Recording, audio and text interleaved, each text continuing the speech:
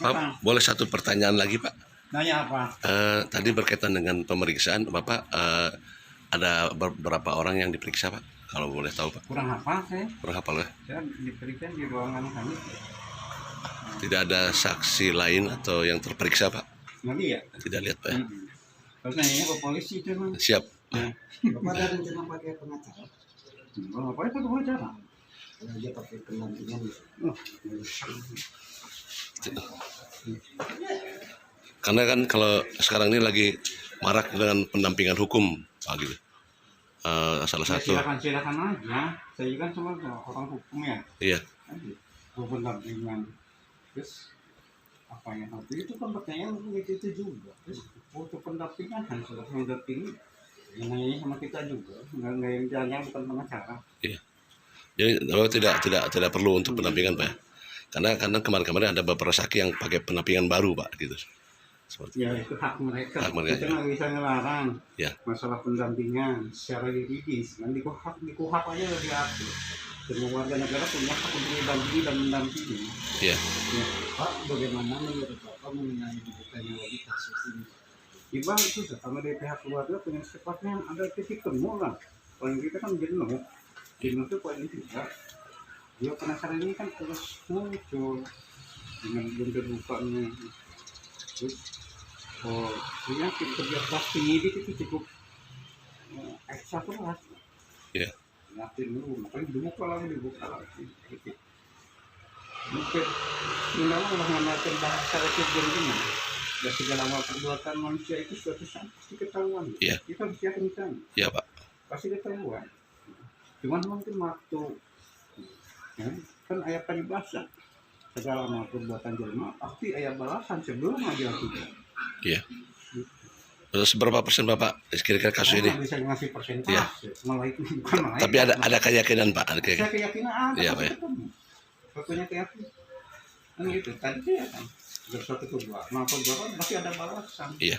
Cuman mungkin waktunya aja. Gitu ya. Gitu. Ya bersabar aja, kita doakan mudah-mudahan ada si pelaku cepat disadarkan, mudah-mudahan pengakuan pribadi. Begitu dong, para penyidik itu kerja keras, mudah-mudahan kita pada sehat lah. Amin, amin. Sehat rohani, sehat jasmani kan gitu. Dan selalu berpikiran positif. Iya. Kita terapkan. Jadi pemberiannya ngawur. Betul. Ngawur itu karena akibat hayalan, bahasa itu kena digambar, akhirnya kan hayalan yang keluar. Iya. Kan gitu. Boleh bertanya, Pak, apakah ada pertanyaan buat Bapak seputar tanggal 19, Pak? Waktu di media tanggal 19, kalau tidak salah Bapak sempat ke TKP kan, Pak ya? TKP. Apakah ada pertanyaan seputar itu, Pak? Ada. Tidak ada, Pak ya? Ada. Terima kasih Pak. Hatur nuhun, Bapak. Hatur nuhun. Halo, assalamualaikum warahmatullahi wabarakatuh. Jumpa lagi dengan saya, Freddy Sudaryanto. Seperti biasa, kasus Jalan Cagak Subang. Subuh ini atau menjelang subuh, berapa kali Pak Mulyana diperiksa oleh pihak penyidik, baik itu dari Polres Subang ataupun Polda Jabar. Pertama kali waktu itu saya pernah meliput Pak Mulyana di Polda Jabar, itu yang mengatakan baru yang kedua. Berarti yang pertamanya di Polres Subang pernah diperiksa, dan waktu itu pernah ada kedua Pak Mulyana diperiksa. Nanti ada di atas sini ya. Waktu pada saat saya wawancara, waktu itu saya pernah menanyakan masalah yang lagi rame-ramenya diperbincangkan, yaitu masalah Arif apakah benar membawa mobil Yaris ke Ciruluk ya. Tapi dinyatakan di sana sama Pak Mulyana dengan tegas dikatakan tidak. Arif boro-boro ini cuma menawarkan menyetir saja kepada Yoris gitu ya. Nah, itu yang pernah kita wawancara dengan Pak Mulyana di Polda Jabar waktu itu. Dan juga kapan lagi? Selanjutnya Pak Mulyana sempat diperiksa juga ya. Yang saya ketahui waktu saya pernah datang ke Polda Jabar, tapi yang bersangkutan juga memang tidak mau diwawancara Pak Mulyana, berlari begitu saja. Waktu itu bersamaan diperiksanya dengan anaknya yaitu Arif ya di krim ya di bagian krim tetapi hanya terpantau pada saat berlari saja.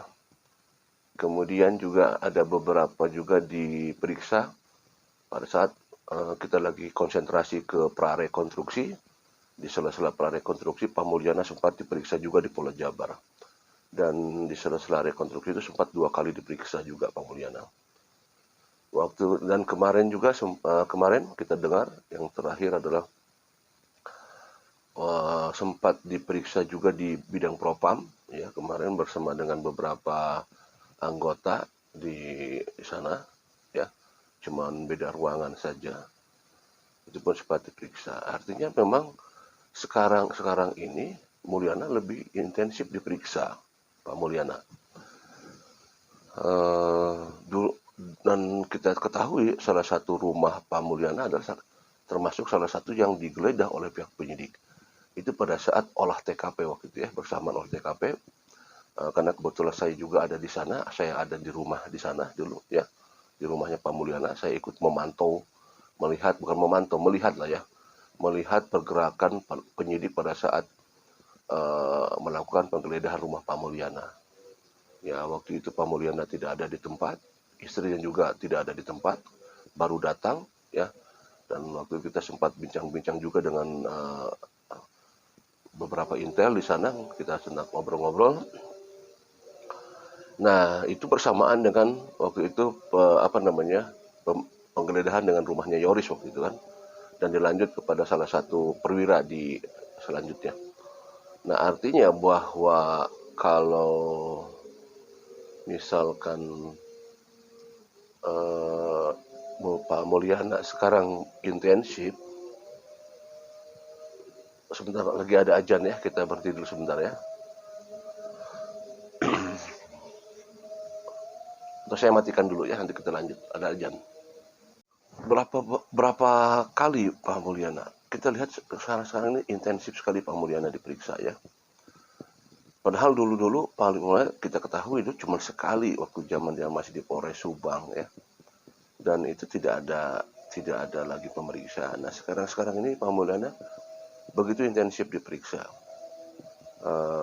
Kalau misalkan kita lihat dari beberapa saksi yang diperiksa, katakanlah dulu yang sering diperiksa adalah Yoris, Yanti, malah sekarang sudah jarang lagi diperiksa ya, kayak seperti Yanti gitu ya.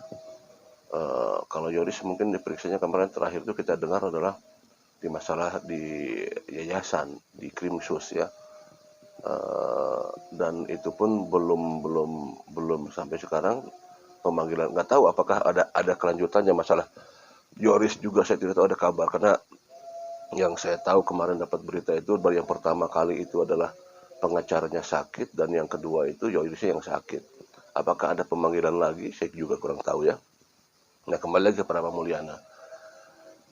Nah, kalau misalkan kita akan bertanya, Pak Mulyana banyak sekali diperiksa, ini pasti kita bertanya untuk berkaitan dengan apa ya. Apalagi sampai masuk ke bidang propam waktu itu, yang terakhir kemarin di bidang propam. Justru itu ada apa ini dengan saksi Pak Mulyana? Apakah memang dimintai keterangan untuk persesuaian dengan saksi-saksi lain?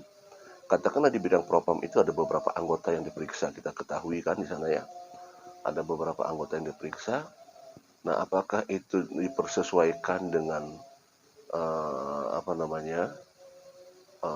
mereka-mereka yang akan di anggota itu diperiksa, dipersesuaikan seperti itu.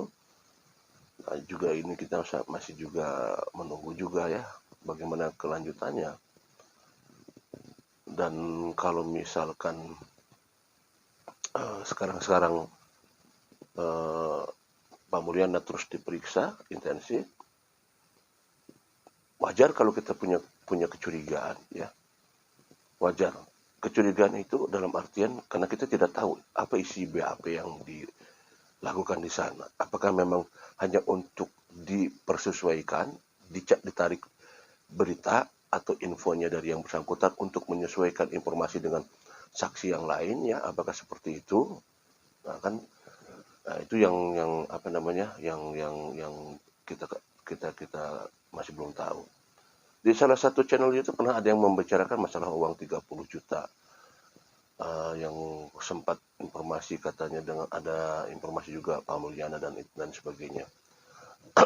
Saya juga tahu masalah 30 juta itu dari sumber yang terpercaya, malah saya dapatnya karena begini, sumber itu kan maksudnya sumber itu bisa dapat dari seseorang, bisa dari A1 tapi belum tentu juga benar.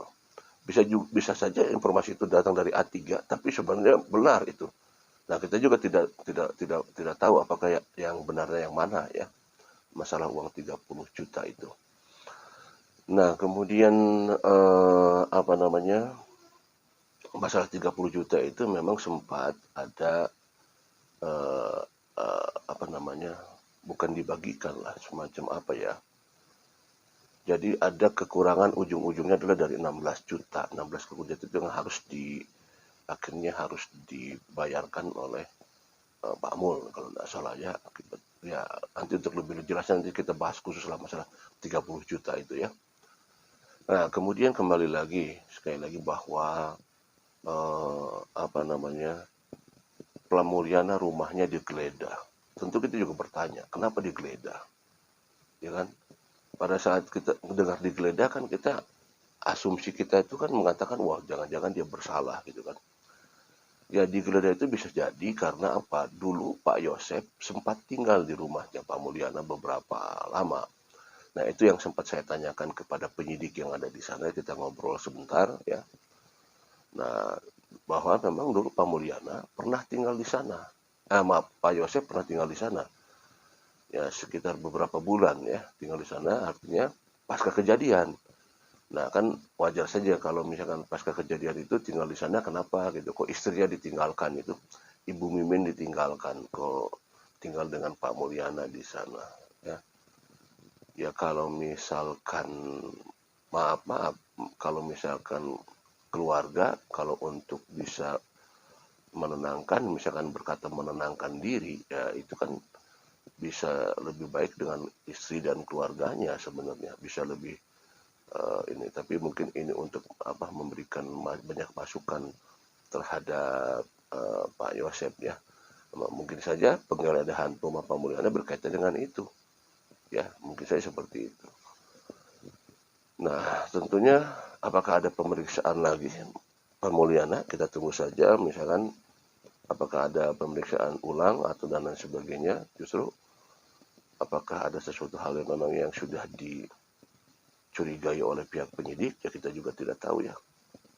Karena ya semakin intensif pemeriksaan bisa saja sekali lagi adalah untuk menyesuaikan pemeriksaan dengan saksi lain mengenai hal-hal yang kira-kiranya yang berkaitan dengan hal-hal lain ataupun berkaitan dengan masalah anggota, bisa saja seperti itu. Ya kita tunggu saja berita selanjutnya. Assalamualaikum warahmatullahi wabarakatuh.